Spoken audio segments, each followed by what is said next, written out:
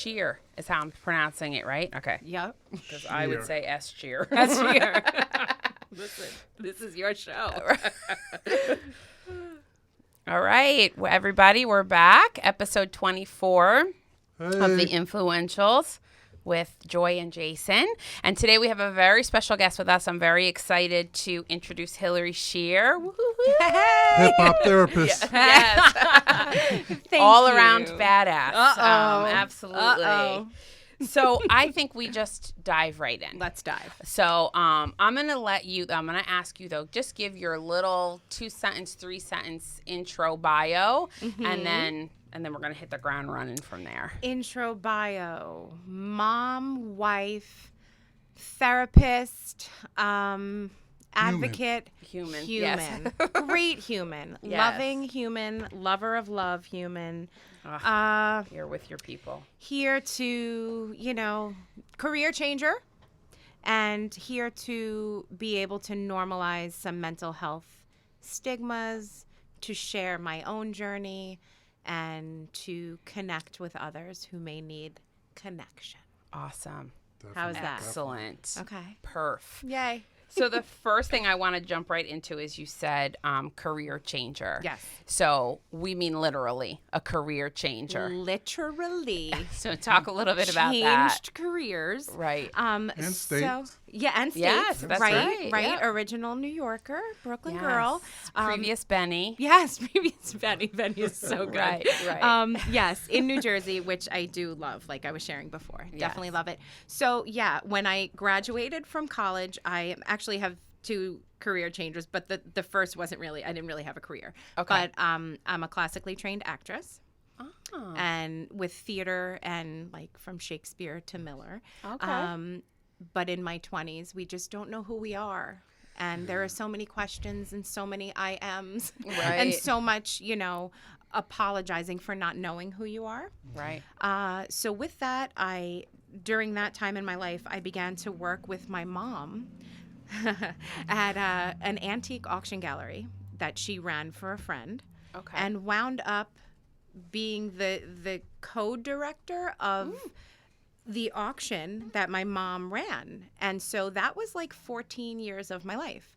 It was Wow. wonderful, but it did a number on my mom and I's relationship. Okay. I can only imagine. Yeah, it was definitely a very hard dynamic to navigate, but we're fine now. She's great. Wonderful. And it wasn't my passion. I learned a lot. It was amazing, but I'm like, what am I doing? Like, so I'm selling somebody $100,000 painting in France, but what am I doing? Right. Right. So, yes. And yeah.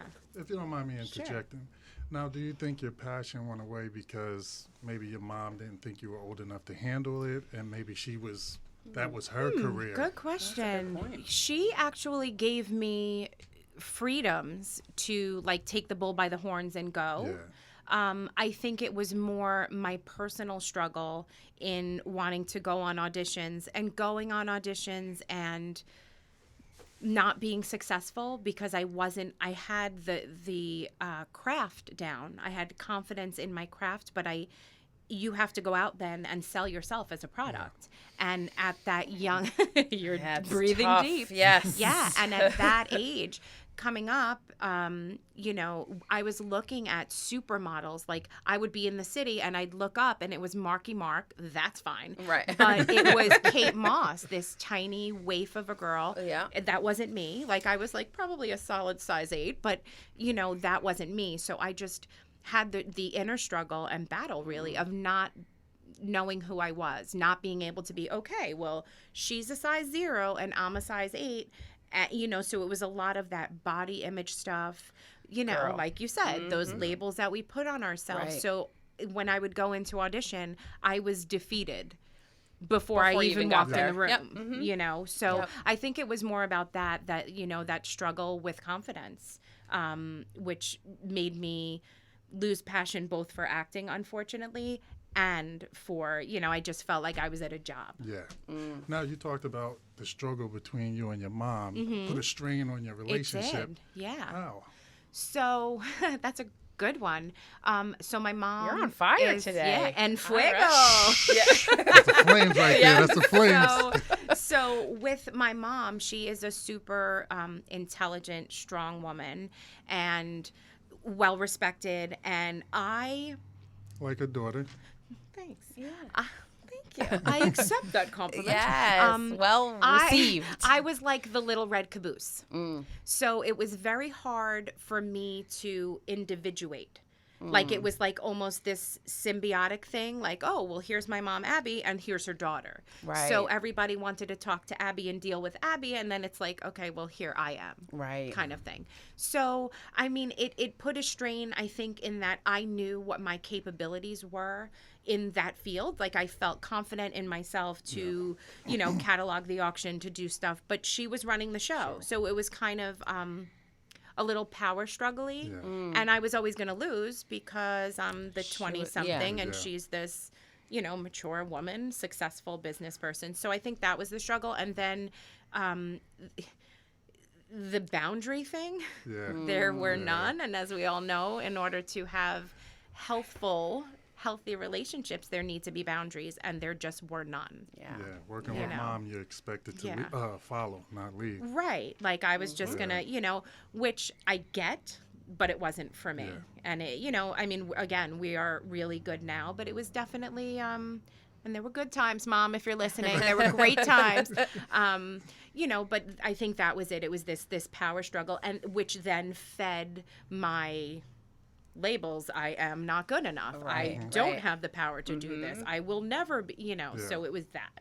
Oh, Well, there's awesome. power in that relationship. I mean, I'm always a little in awe of mother and child relationships, whether it be daughters or sons, because I just didn't have a great experience all the way through adulthood. Like it just wasn't Right. it wasn't modeled to me. So the fact that I feel like a pretty good mom is nothing but God, because I just didn't have an example. My mother did the best she could do, but it just wasn't good. So those things I've carried with me through my whole life. So the fact that you were able to rebound while you healed from all of that, I am this and I'm not that and I'm that's a huge testament, because that's a big relationship. It's a big relationship, whether is. it's good, bad, or indifferent. Right. Right. So. Yeah, thanks. I mean, and I continue to heal from it, Right. you know, and we've gone on to have a really good relationship, and I look to her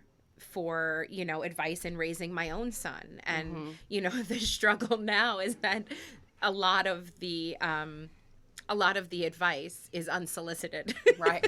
Well, So, I mean, that's but, just you know, and that's a boundary thing, and that's also, you know, my family culture, Right. which, you know, dictates a lot of how relationships just Yep. kind of blossom. But yeah, it's definitely a continual, you know, it's a journey. Right. Any like any 100%. relationship is. Yeah. Right. Works in progress, right? absolutely. And I know Well, we we're, all are. I know we're going to get into the mental health issues and what you do in that field, but I want to go back to what we were talking about downstairs when you were saying, because you said you were an actress and a model. No model, but Actress. but thank you. I'm gonna move closer here. There you go. But you were saying you're an actress. Yeah. and, Right. You know, you don't hide behind no walls. When I first walked in the room, you was like, hey, hey, you know what I mean? Yeah. Like, a lot of people don't step right up and just show themselves. Like, and you said you felt some type of way back in the day you enjoyed, where I guess you were shamed, Yeah. if that's the correct word. Yeah, well, just, you know, thank you for that. That is like my biggest goal as a human is to choose love every time I can. So, Everything with love. right? Everything's Yeah. done I'm with like love, spirit right? animal right here. Yeah. But yeah, it's very, for me, it's very important. I just need to lead with love. Yeah. And if I'm not doing that, then I know something's not right. I know Yeah. I'm not showing up the way, you know, and I'm still working to not apologize for that, because for some people they don't dig on can't that. do- Like exactly. they, you know, some people it could be off-putting. But me, if we're introduced like, hi, this is me, I'm going to show up as me. Yeah. So, which is work. daily. I mean, come on. Yeah. Every hour. Yeah, So I exactly. feel like, how do you get to a point? So we talked a little bit before Jason got in today. We talked a little bit about love and identifying love and really figuring out what that means. Because for me, anyway, it was always synonymous with romantic love. Like there was not, like that's just kind of what you focus on. Right. And then as I grew up, in like the past 5 years, I realized that grown up. I know I'm like so mature. It's I was about crazy. to ask her, how old is she? Yeah. No, we're not going to say that. Well, I'm proudly 42, but whatever. Probably 43. All It's all right. good. See? We're good. Awesome. So 25. I learned, yeah, okay, sure you are. Yeah, plus a few. So I learned that, there's all kinds of love, right? And as a mom, obviously we're all parents. So there's that love, whatever that looked like for you Yeah. that you received, there's the love that you give. But the love of yourself is the biggest battle. And I talk about that in the book a lot. And that is a struggle for me on a daily basis. Agreed. That if I say, you know what, this doesn't work for me, and that person doesn't receive it well, my instinct is to be like, let me fix it. Let me just, I'm sorry. Right. We'll just delete the book. Like, it's done. Just It's like, start I'm all sorry, over. my bad, like, Yeah. and I have to fight against that. No, I'm sorry. I'm sorry that, how I feel about me somehow dictates how you feel, but that's got, That sounds like one a has you some- problem, not a you problem. Exactly. Yeah. Yeah, sounds like a personal problem. Personal problem. I hear Personal that. I problem. hear that a lot. Yeah, Yep. and that's so true. And the love, I mean, Whitney Houston had it right. I mean, learning to love yourself, it is the greatest love of all. I Right. would have sang that, but I'm not going there. But it's true. It's not even to be silly. It's like, how can we love others or be loved, accept that love, right? If we don't recognize that we are love. Right. And I talk a lot about one particular chapter in the book because it was the hardest chapter for me to write, and that's the what if chapter. And the very end of it is that I felt like, God had to remove all of these things, not because the people were bad or not that, but because I had to be by myself and figure out that my worth is what I needed to chase, not somebody else telling me, regardless whether it was a man, my kid, my mom, right? Because I never got those validations. All I got was, you're never gonna reach that bar, whatever the bar is. So how did you get to a point where you could be like, I'm chill, I'm cool with Hillary regardless of whether or not you're cool with Hillary? I don't know that I'm there yet. I think that, like you said, this is my current struggle because as a therapist, I'm still human, Right. and so this is the stuff I work on, Right. I'm not there yet. I know I will get there, but I think that it's a choice by choice thing. I think it's a day by day, Right. waking up and recognizing that it is okay for me to be me. I don't have to put a disclaimer on me. Right. And if people don't get me, then they're not my people. Right. Yeah. Amen. And that's Amen. okay. Right. That's okay. I'm not going to hate on them. I'm not for everybody. Right. But it doesn't mean I'm not. Worthy. Yeah, it doesn't Exactly. mean that I can't love me and I can't be proud Right. of me. So I think that work is really important because a lot of the women that I've talked to, they struggle with that, right? They struggle with, Sure. it's not just that you don't love yourself, but you don't deem yourself worthy. You're not worthy Right. enough to show up. And Jason and I even were just talking recently about how now with the book and with I Am Productions, it's a whole different world than my previous parts of my career because even though Advocates is mine and I run it, it's for the people. This is what it is. And I Am is me. There's no buffer. There's no, Yeah. nothing. Right. And he kind of looked at me like, what's the what? I don't get it. What's the problem? And I'm like, no, I don't have the confidence. And he was just like, I got like the, what? Kind of look. And it made me think, well, if this is so perplexing to him, whose opinion I value, right? Who knows me pretty well. I'm like, well, then there must be a flaw in this logic. If he's like, what? Right. What? I don't get it. I don't see the deficit. I don't get it. Yeah. But, Can I jump in real Yeah, of quick? course. Now, Joy always talk about, I have a hard time talking about myself. Well, I said, well, how you have a hard time talking about yourself if you're writing about it? If you can write about it, you can talk Yeah. about it. I Am Productions is everything about you. You know, what you got to put you out on that pedestal, you know, and like you said, don't be ashamed of it. And then, you know, if you make mistakes on the way, like you said, it's a day-to-day process. And we're supposed to make mistakes. That's why Exactly. we're here. Right. What, you know, life experiences, good, bad, ugly. What do we learn? Right. And if right. somebody doesn't like it, that's their problem. Exactly. It's a journey to get there, though. You know, I feel like it's a real struggle. And some days I'm like, I got this on lock. You know, where my I am Joy necklace, like I'm ready to go. You can't tell me nothing. And then there's other days where I'm like, can someone else do this? Yeah. Like I can't. Of Like, course. I don't Listen, want to be here. I don't want to do it. You're in essence standing up here naked. Right. Yeah.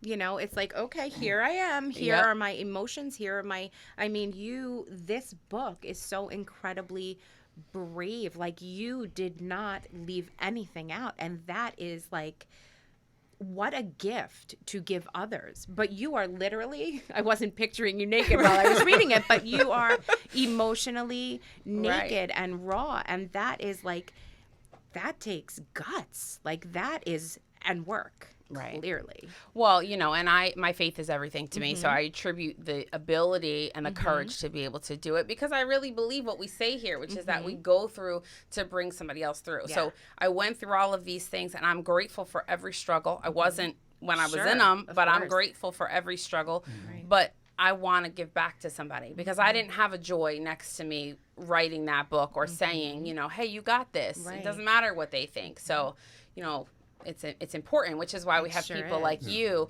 come on and share that perspective because I feel like when you're in that struggle of anxiety and self-worth and all that, you feel like you're the only one. Absolutely. Because that's part of what it Yeah. does to you. Shame just causes Absolutely. you to sink in so that you feel like you're by yourself and no one would get it and everyone would judge you. Right. Everyone would judge. Exactly. Yeah. Yeah. It's this fear of judgment that is overwhelming. Yes. I mean, Thank you, Joy, Yeah. for giving back to me, Giving- giving me a Absolutely. platform to talk about some things. Same. Of course. Yeah. That's what we're here for. I mean, that is what we're here for. We all have a voice and it's all different, you know, Yeah. and Sure. it's important to represent that as much as we can. So I really do want to dive in a little bit into what kind of prompted your career change and Okay. what that looked like. So we call that a groundbreaking moment. Okay. So if you want to kind of talk about Sure. where the ground broke and kind of what that looked like. So the ground started to crack underneath me, shall we say. We'll identify the break, but it started to crack underneath me as I was embarking on this acting career. I had graduated from a really prestigious conservatory in the city, and I was there for 2.5 years after college, and it was everything. And I got great feedback, and I knew I had it in me. But like we talked about before, I wasn't able to transition into businesswoman at 23 years old. I had no idea who I was. So there were some cracks going on there. And as I slid into this other career, I was getting married to my college sweetheart, and so doing a lot of grown-up things. And you know, it's really funny. I always relate my story, and I think you're gonna get it, and maybe you too if you're a Britney Spears fan. But for me, the struggle was, I'm a girl, not yet a woman. You know that song? Yes. So I felt myself in that constant, like, who am I? I'm this kid who's chronologically a young adult, but you know, it just, I didn't have that adult know-how. So I embarked on this amazing marriage. I'm married for 19 years. Oh, God bless. That's beautiful. And so as I was in this kind of passionless career, I just was unhappy. My husband and I had been married for then, you know, forward along on the, you know, the timeline. It was about 10 years, and we decided we wanted to have kids. And I was living a lie to myself, saying, like, trying to be cool. All my friends around me already had kids, and I was like, yeah, if it's meant to be, it's meant to be. I'll be a mom. I don't care. And I was like too cool for school. Right. And so we began to try, and nothing was happening. And so in that, I was kind of like, ooh, you know. And so anxiety started to build. I literally must have had, I'm laughing now, but it was not funny. I think I had 42 hysterical pregnancies. Like every month, I'm like, I'm pregnant. Right. I'm so nauseous. Right. And then I wasn't pregnant, you know? So that would keep coming month after month. And I was still lying to myself. Like, I was afraid to admit what I wanted because what if I didn't get it? So as that was happening in me, my body was kind of sending me messages like, okay, something's not right here. So it turns out I start experiencing a little bit of anxiety. Okay. And we ran auctions. So ran out. We were doing an auction. It was like this really, really hot June. It must have been 100 degrees. And I worked in this giant tin can. It was like a... So I went out to the auction was going on. I went to go deliver somebody a message and I passed out, which I've never done in my life. And I was like, what on earth? Next thing I knew, like somebody was feeding me Italian ices. Like it was, and everybody's around. So I am mortified, whatever, didn't know what happened. So I had my first panic attack. So then I go for testing. It turns out I'm in adrenal failure. Like my body is just, the hormones are way out of whack. So then it becomes, well, am I really anxious or are my hormones, you know, so it's this. And then it's also like, I've never been anxious before. I'm this actress. I make people, you know. Yeah. So it was that. So now the ground is cracked. So groundbreaking. Right. So now it's, you know, usually with anxiety, when there is, when you get anxious, you pair it with something that's gone on around you. So for me, I paired my anxiety and my panic with heat and passing out. So now my brain has grabbed onto that. And the story I told myself was, you can't go out by yourself because it's hot out and you're going to pass out. So I stopped going outside without my husband or my mom. Like she would have to come in and pick me up from work. I was living in our, you know, our apartment. She would drive in, meet me. She'd have to pull up in the front and I could like take 12 steps to the car. So it was really, so now the ground, again, we're shattered, we're broken. And I am just like confused. What's going on? Afraid, scared, still not getting pregnant, not going for any fertility help, and just not knowing if I was ever going to be Hillary again. So at this point, I am a shell of myself. I am not hanging out with friends. I'm not calling friends. I'm not seeing anybody. I am going to work and I am coming home. I'm being I was being escorted everywhere. Wow. So was work still the auction? Work was still the auction, and it was okay because when you're experiencing anxiety, if you have your comfort, if you know you're going to comfort, it could be okay. You can like allow for that. So it was a couple of years of that. And then I finally got fertility, you know, went to go speak to somebody, found out like nothing's wrong. Like we'll be okay. Started in with a therapist. And this was my first time going to therapy. I should have been in therapy, but that's a whole other show. Right. I should have been in therapy, but I wasn't. And so then I started to learn about anxiety and panic and how to come through it and coping skills. And this therapist was amazing in that she was able to normalize it for me and let me know that you are not the only person that goes through this, because in any struggle, like you were saying before, we want that universality. We want to know, not that other people are suffering, because that's pretty sadistic, but just that I'm not alone, you know, and I was just so, my groundbreaking moment was being so deathly afraid that this was my life, you know, and how could I go from this like vivacious life of the party, funny, silly girl to not being able to crack a smile. Wow. You know, it was really, it was rough. Yeah. It was rough. Yeah. Now, was that a transition from being who you were to this shell of a person to who you are now? Is it fair to say that was a stage or steps, or were you always the shell and now you're who you are? Wow, you're good. Yeah, well, I'm trying to learn here because I want some therapy. Yeah, while I have it. anytime. So I think that I had some confidence. I think that I had become a shell. I was like, where is Hillary? How was I just acting in a play and literally nude in a bathtub in front of people, and now I can't walk out of my house? Like, why, when, you know, I go down the street with my husband into a store to just go buy fruits and vegetables. Why am I standing here by the bananas and I can't move my feet? Like I'm stuck. So it was, whether or not I knew the power of who I was then. Yeah. At this point, I'm a shell, and I'm just wishing I can go back to before I passed out. But now I would never, like you said, I wouldn't change anything. Right. But just being so deathly afraid and paralyzed by fear that I would never be able to get my life back. Oh, wow. Yeah. It was really dark. And I've never really this is my first time talking about this. Oh, well, So, we're yeah, honored. thanks. We're honored. Thank I mean, I think it might be, and I don't know. I mean, if you thought of it this way, I think for me, I went through a very similar time in my life where I was basically agoraphobic. I mean, like basically a shut-in for a long time, but for a lot of reasons. And it took me a lot of years afterwards to figure out that, kind of to Jason's point, that in the moment where I couldn't leave the house was because I was realizing, oh my God, I'm not what they've said all of this time, but I also had no ability to know who I was.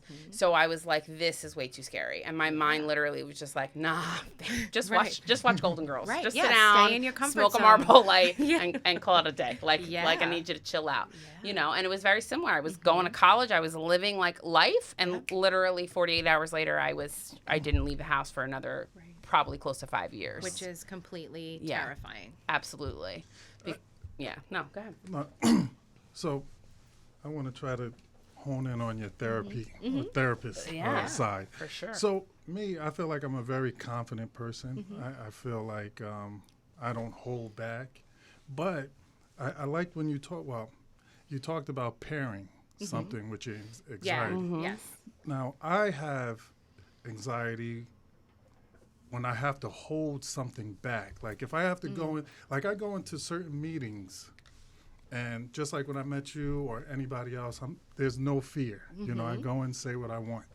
But then there's these meetings where I want to say stuff, but I got to hold stuff back because I don't know the unknown if I really say it. And I pair it, like you said, with heat. That's where Interesting, yeah. and I start to sweat a little bit or get hot. Why do you think that happens? That's a great. Well, so did anything? Yeah, go ahead. I was just gonna say, is the unknown? I know we're both like. Yeah, I feel like I we're could like, be a therapist because I've been in therapy for so Sure, long. I'm like, sure I've you got can. this. You would be amazing. Take it away. No, but I like when you say the unknown, meaning that you don't know how they're gonna react if you show up as you. Yeah, because I feel like the people around me act a certain way, so I have to act like them instead of being myself. Okay. So I catch myself trying to be like them instead of being me. Yeah. It's just like a situation if somebody was to say anything about your family, naturally you'll Right. react. Right. And that's how I am. I'm a reactor. Uh-huh. So I don't want to say something where they may, like you say, have their you problem. Right. And then I have to react. So Right. two parts. So, Interesting. that is, it sounds like you choosing fear, right? Okay. So if you're having to censor yourself or feel like you have to censor yourself, then the question is, why do I feel this way? Right? So what's the story you're telling yourself? So the story I'm telling myself is if I say what I really want to say right now, they're going to have a bad reaction or they're not going to respect me as a professional. What's the story you're telling yourself in those moments? I guess, I don't know if it's about them respecting me. It could be what can happen behind my back. I always use the saying, when I walk out, I can get shot in the back type of thing. So I kind of feel like things like that happen. And maybe I put my mind in a situation where I'm worrying about what they may think. Right. Of So it's the fear of judgment. Me. Yeah, of Right. me. So two things again, and I learned this from one of my colleagues a long time ago. What other people think of you is none of your business. That's number one. And there's power in that. Absolutely. When we do the work to get there. Until then, it's a struggle. Right. But the other part of it is, what is the truth? The truth is that they respect you. The truth is that what you have to say, the way you conduct yourself, the way you choose to show up in this world is okay. You've never, or I'm speaking for you, correct me if I'm wrong, or how many times have you been confronted, back, or somebody challenged something that you really wanted to say and you said it and people came back at you. Has that ever really happened? No. So then we look for the evidence, right? Yes. So in that choice, so I'm either going to choose fear or I'm going to choose love. I'm going to choose the love of myself and confidence in what I know and confidence in the way I have just shown up in this world, right? Because or else we're stuck in fear, which our brain, we are programmed to remain in fear. It's our reptilian brain. It is constantly assessing for danger. Yes. Who's going to attack me? Who's coming at me? But, when we choose love, we shift to a different part of our brain and we're met with respect. We're met with the same way we show up. So no one's really coming at you. Yeah. So why are we fearing that? How do I shift it? You choose love of yourself. And you choose love by saying, I know who I am. I know my business. I know these people, and also just to kind of have faith in humans in that if somebody does disagree with you, it's not going to be where they're going to call you out. They're just going to be like, oh, I don't know if I agree with that. Yeah. It's not this danger, like someone like a reptile, a crocodile's going to come snap your head off. Right. So it's really, and it is a challenge. Yeah. It's always a challenge, I think, for us to speak our truth.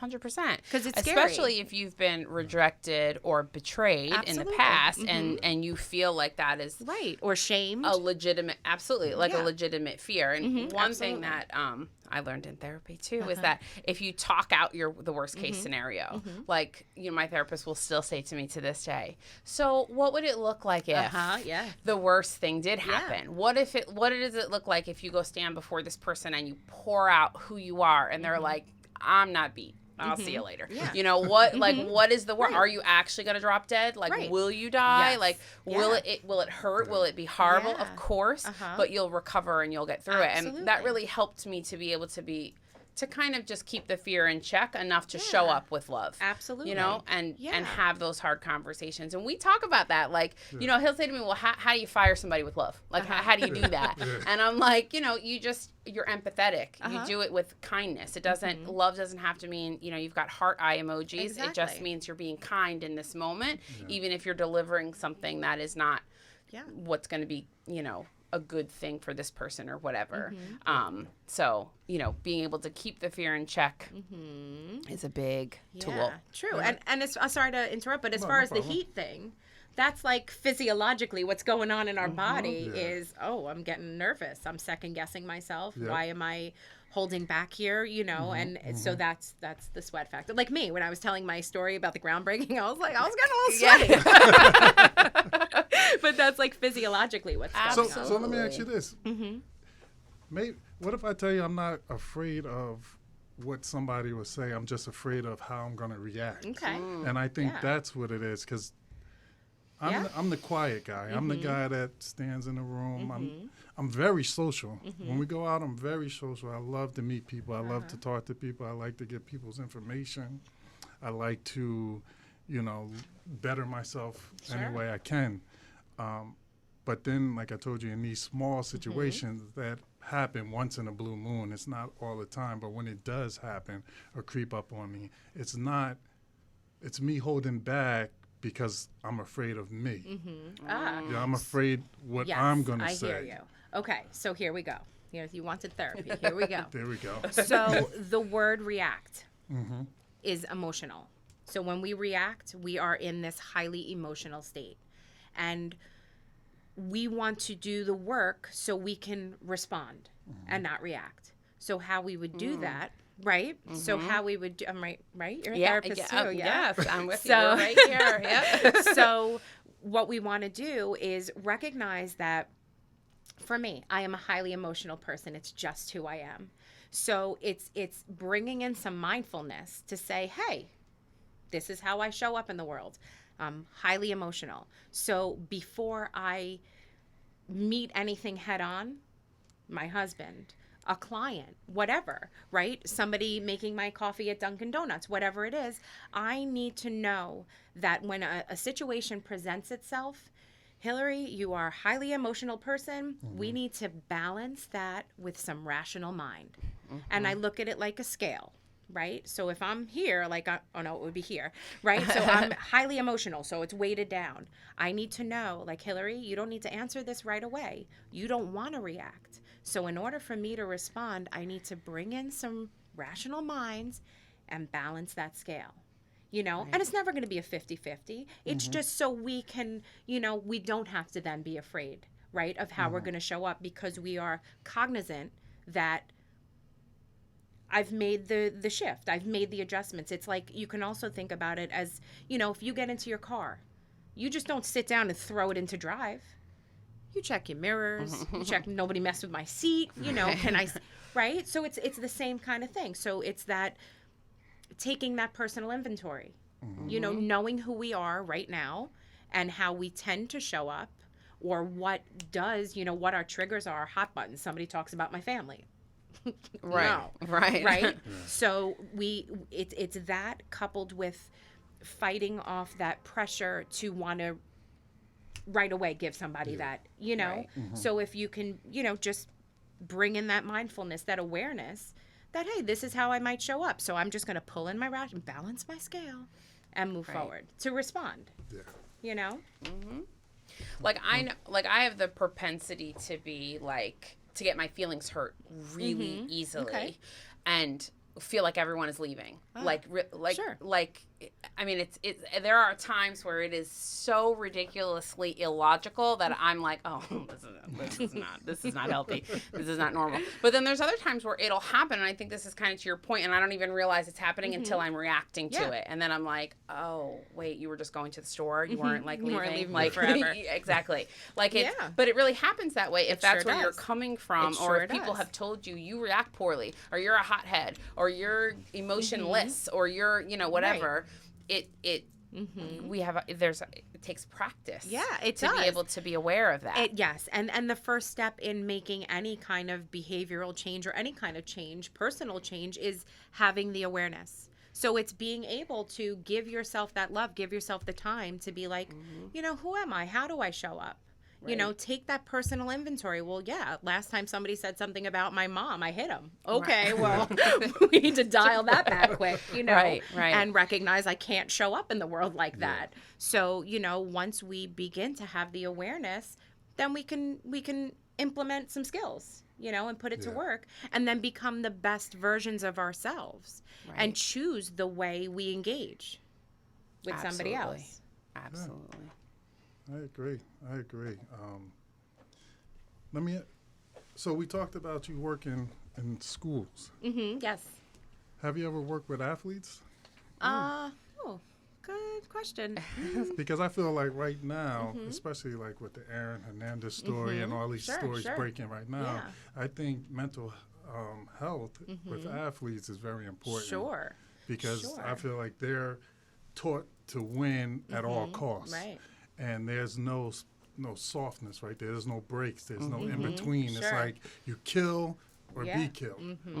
So I guess Yeah. that mental work as a Yeah. therapist, you know, is that something that all therapists should engage in, or do they engage in it? So personally, no, I've not worked with athletes, but I think it's, you know, it's important for anybody who is constantly under this pressure, right? I mean, us in real life, we have our pressures of the day-to-day stuff, family, work, that kind of Yeah, stuff. perfection. Yeah. Yeah. Which perfect doesn't exist. So Right. good luck with that. Exactly. But in terms of being in the public eye, or, you know, just being susceptible to this scrutiny constantly, yeah, I mean, it's something that they need to be able to separate. Like, okay, this is me on the field, but off the field, Right. that can't be me.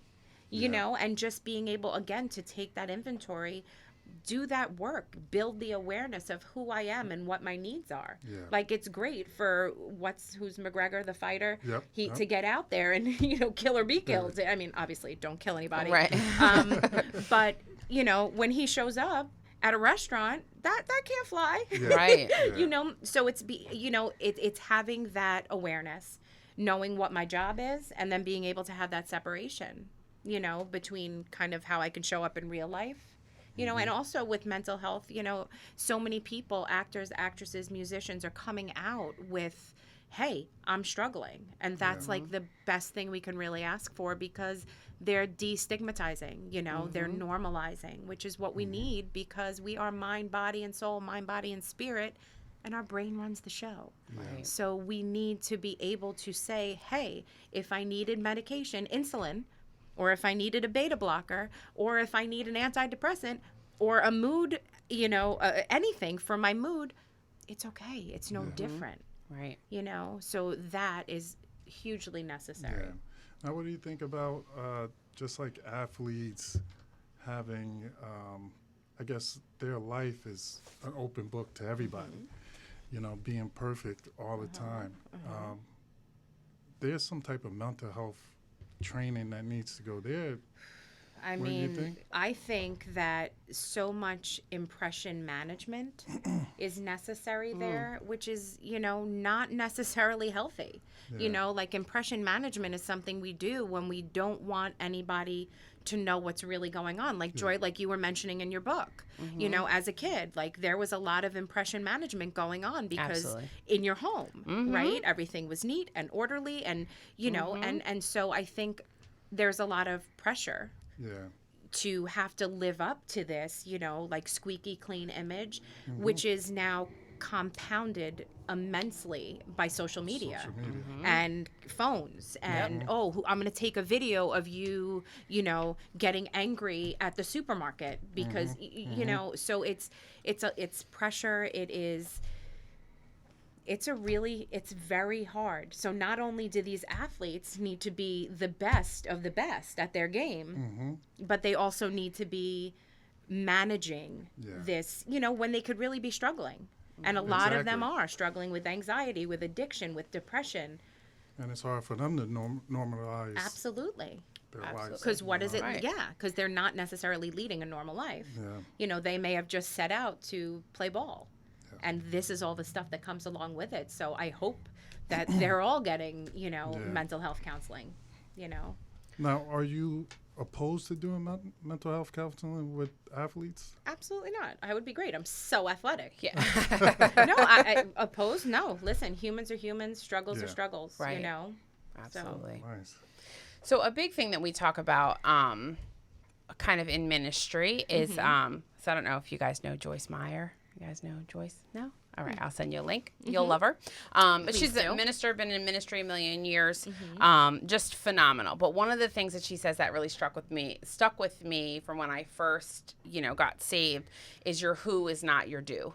So who you are is separate and apart from what you do or what has been done to you. And I think that's in the vein of what y'all are talking about, Right. because who you are is separate from being an NFL star, Sure. being the best therapist in the world, being the best mom, or separate from kind of sucking today. Yeah. Like today, I didn't show up all the way today. Like I was firing on two, cylinders.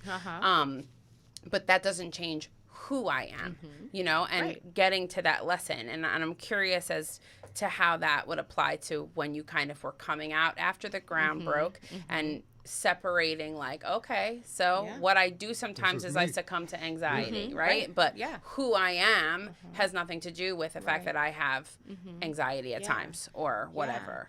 I think now, today, I am able to say, wow, girl, you killed it. Right. Like I'm able to. But there was and still is a lot of shame for me that I go up against, because there are these huge stigmas with mental health. Like, so for me, I think now I'm like, wow, this happened to me. I suffered with anxiety and panic. And I, like the phoenix, I rose from the ashes and I decided, hey, not only did I learn this, but I need to now go back to school at however 30 years old, Right. you know, and get my master's in this and find out how anxiety works and why it works this way. And I need to do all this to sit in this chair. Like, you need these letters, so I got to Right. do it because I have this calling. I need to help people. I Right. need for them to know that even if you feel like a shell of yourself, you'll come back. Right. You know, and so a lot of it is me. I'm stopping. I'm doing my best to stop holding my past against me and really embracing that this is my superpower. Right. That ground that broke underneath me and me saying, asking myself this question, is Hillary ever gonna come back? To now where I'm at with my two partners in this successful practice where we empower people and support and send these messages. Now I'm just like, you know, yes. Right. You know, it's Nice. Absolutely. That's beautiful. Now you say successful. Do you find people trying to chip away at your success? good question. No. I feel like, especially in the mental health field, we are just such an amazing bunch of people. Like, nobody in the mental health field that I've ever met was not a good human. Yeah. So I feel like, you know, in the beginning, coming up in the mental health world, working in the facility that I was in, just surrounded by these amazingly supportive people, from those people to the people that I have in my life now, my family, my friends. I mean, I have my friends since I'm literally in kindergarten. Wow. And so I think it's when we choose to allow people to be in our lives and remain in our lives, there's no room for that. You know, no one's chipping away at anything. People are, you know, coming together to lift me up and be like I was just on the phone with one of my best friends since literally kindergarten on my way here. She was like, you know, I was talking about you to my other friend and I stopped and I was like, look what this girl has accomplished. And that was like, Right. ooh, other than the work I needed to do to be able to accept the Right, compliment, right. it's kind of like, wow, you Right. know? So it's moments like that I'm kind of like, yes, I wouldn't change anything. You know, I'm surrounded by love. And if I find that I'm not, then we elect to, you know, kind of remove those people from our lives. Don't wish them any harm, but you're just, you know, you're not my people. Right. Right. Nice. Well, and one of the definitions, I feel like I'm the one that keeps going back to Jesus, but one of the definitions of love in the Bible, though, is that love does not keep a record of wrongs. So if you've chosen to forgive yourself Right. or you've chosen to forgive somebody who you think has wronged you, to get back in front of them and be like, remember how you always used to do this? Remember when you used to do that? Remember when? And I do this, you know, I've fallen victim to that and I'll have to catch myself like, no, that was the past. Like, you've moved forward. But I do that with myself a lot. I'll be like, oh no, you can't show up to this thing because remember when you failed when you were 23 and you like sucked really bad at that? So like now you can't do that. You know, so it's a process to remember that there's those big pieces to loving yourself or loving somebody yeah. else. You know, because who wants to be constantly that's how I grew up. Sure. That's how I lived my life until maybe 2 years ago. It was like, oh, you might be successful now, but remember how I had to help you. Remember how you failed at this. Remember the. Is And this I'm like, self-talk? no, this was actually people in my Right. life. So, and that's a them Yes. problem, Yeah. not a you problem. Absolutely. But when you've always known their problem to be your deficit, Sure. then it's Yeah. hard to separate that. Even at delineate, 40 years yeah, old, I was like, wait, what? You know, it took me 15 years to get my bachelor's degree. That is not something I'm ashamed of. I got married, divorced, had kids, lost a child. Like I did a Yeah. lot in those 15 years. You know, do I wish it was maybe a little shorter? Sure. But it happened how it was supposed to happen, you know, and then I got my master's degree in 18 months. And the message that I got from the people who were supposed to be my people was like, yeah, you did it, but look how long it took you to do it. And yeah, you did it, but, you know, now you have this much debt. Or yeah, you did it, but all these other people did it better than you. And you were the oldest on the stage, and you were this, and you were that. And I was like, yeah, you're right. And I didn't allow myself to celebrate it. I was just like, okay, yeah, you're right. And now I go back and I'm like, dang it. Why did I Yeah, you allow shoulda did you it, to, yeah. Right. you know, rob me of that moment, you know? Right. So you can punish yourself, or you can say, no more. And the next Exactly. time I'm met with that, Right. I will meet it back with this. I mean, I think that we all, because of our struggles, whatever they are, we always have that capacity to go to that self-deprecating place. And I remember for me, because I too was older when I got my master's, and I remember making a joke when I was doing my internship, and the 40-year-old virgin, I'd be like, oh, the 30, whatever year old intern. And then I was like, yeah, I was picturing the poster and everything with like the, With this the wax, chest. yeah, Like yeah. waxing. Yeah. But it's so easy because we're so used to talking about ourselves in that way. But then again, when we build that awareness and we're like, no, this is not okay. I can't do this. And again, it is a personal struggle every day, choice by choice, day by day, this uphill, it's Absolutely. a huge challenge. I mean, so I feel like, we put, and I kind of talk about this in the book, like, I keep my labels close to me, even though I've taken them off.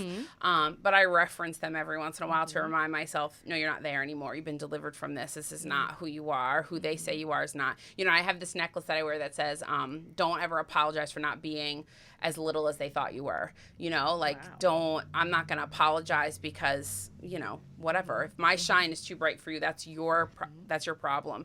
But it takes a lot. I mean, and it depends on who that is coming from. If you're like just an acquaintance, I'm like, whatever. But if you're like who I think are my people, then that's really hard to do. Sure. But yesterday, this big, great thing happens in my life, right? And I was like, yes, and then I immediately was like, oh my God, you're going to mess this up. This is going to be terrible. Everyone's going to hate you.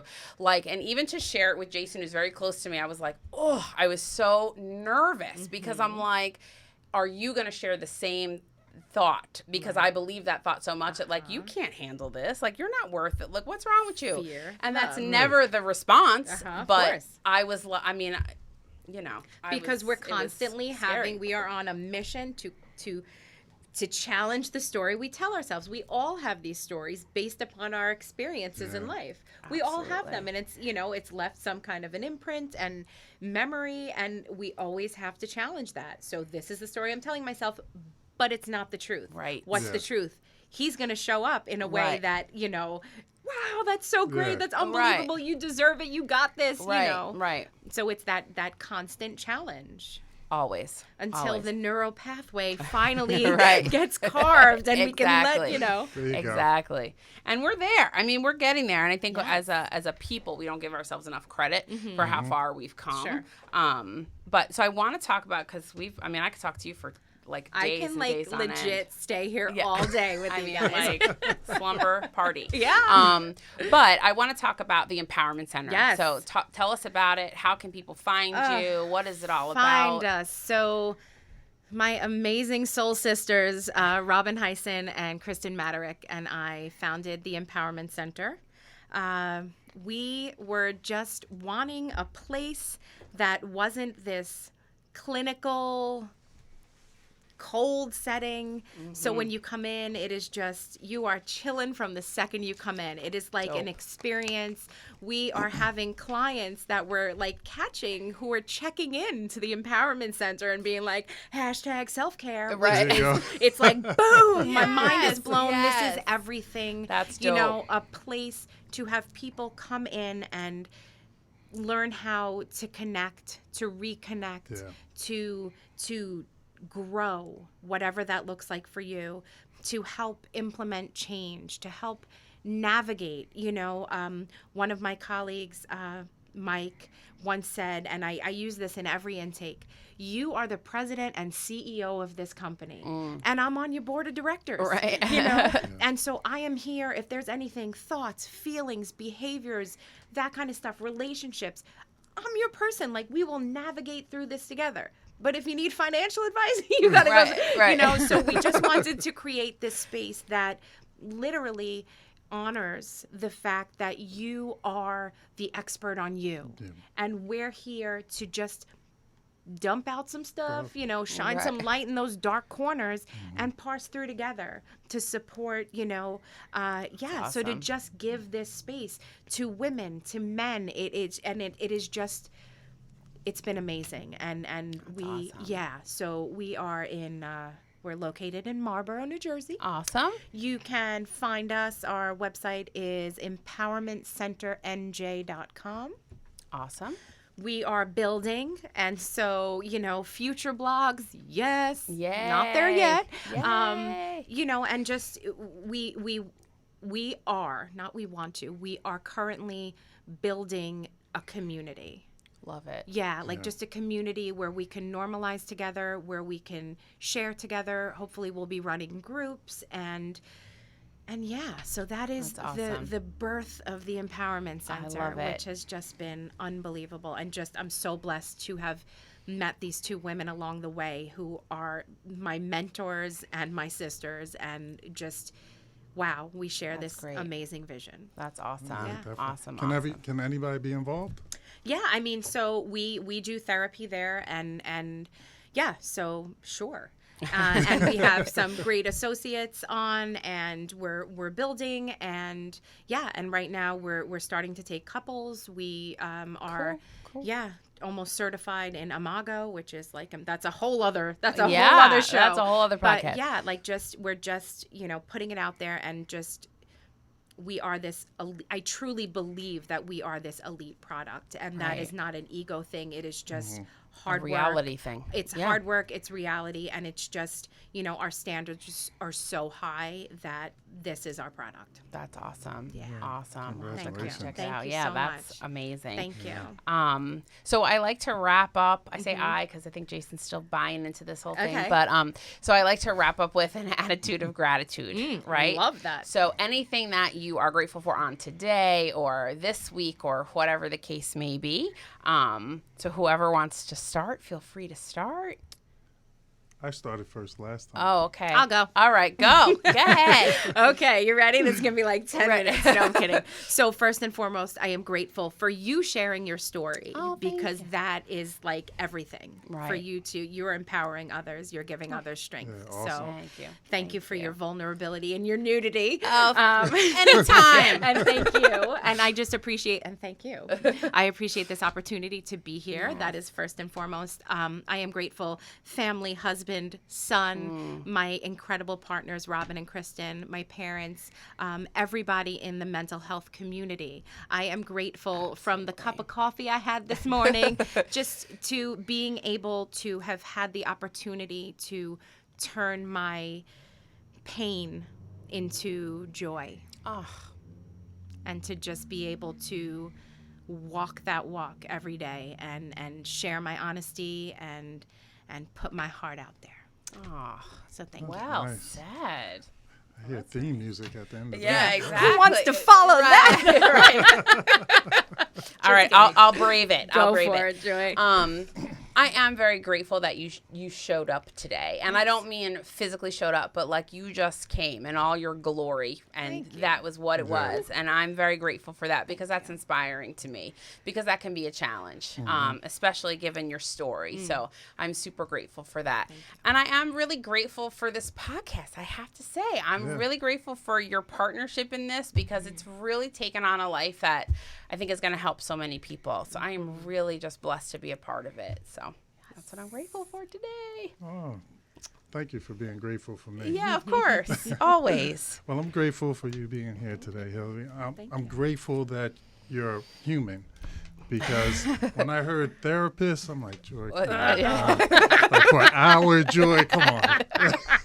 I come in, I see the tattoos, I see the shoes. Yeah. I was comfortable right away. Yeah. So I'm Awesome. grateful for it. Thank you. The therapy you also gave me today. I think I Absolutely. learned a lot, and it helped me channel some things that I'm gonna work on after this. Yeah. I'm thankful for you, Joy, for giving me an opportunity here.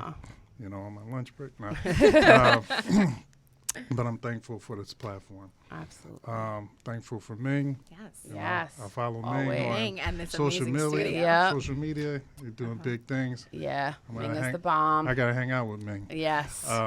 And I'm thankful for everything that I received. I'm blessed to have a great life. I'm blessed for a lot of things that I have in my life. That's it. yeah. Yeah, Awesome. definitely. Well, we have a chance to hang out with Ming. I think Saturday night is the big party at Asbury Park. So we'll have to go and support as a podcaster. So that's it, everybody. Thank right. you so much. Thank you. And Thank you. I hope that Yeah. you'll come back and talk to us again. Anytime you Awesome. We want. gotta This go was to the amazing. Empowerment Center. Absolutely. come on We can down. podcast from there. Do Yeah. it. Bring it. Ming's Bring it. down. He's down for anything. All right, let's do it. All right. Great. Well, thanks again. Thank you. Bye, everybody. Bye. Bye.